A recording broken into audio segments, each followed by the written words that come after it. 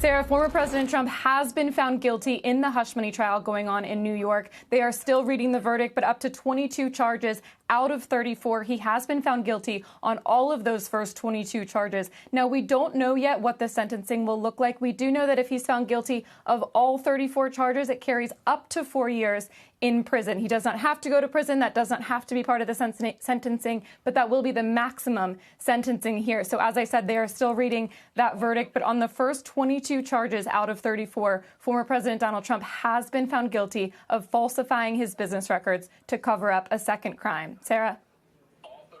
Guilty on all counts, Megyn. So how surprising is this, given what you followed over, a month's worth of testimony here and 2 days of jury deliberations?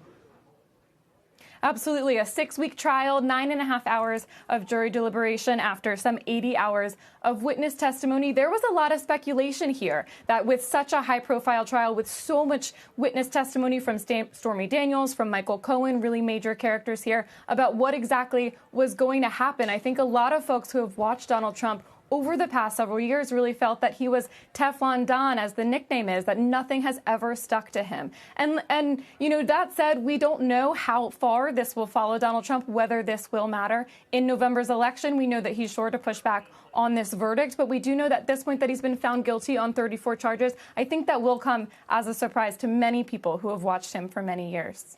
I mean, he's a first-time offender, no criminal record. A lot of firsts here, pretty historic. Donald Trump becoming the first former president ever to be convicted of a crime. That's what I was going to ask, Megyn, is how this reshapes and could reshape the election and his ability to campaign.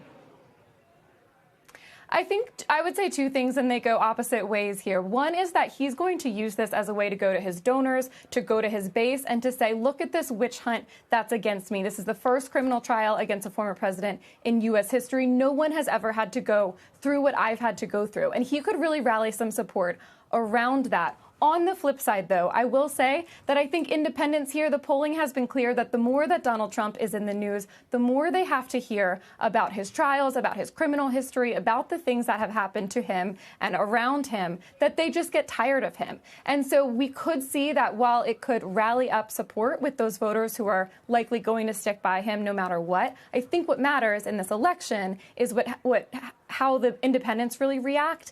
And that's where we could start to see some shift here. I think some folks might have said, oh, he might have done this, but it's all a sideshow. But once he is found guilty on these 34 counts, as he now has been, that could really start to shift the narrative for some folks who say, well, we don't want to deal with that in the White House. We don't want 4 years of that. Maybe it is worth voting for Biden if they're on the fence right now.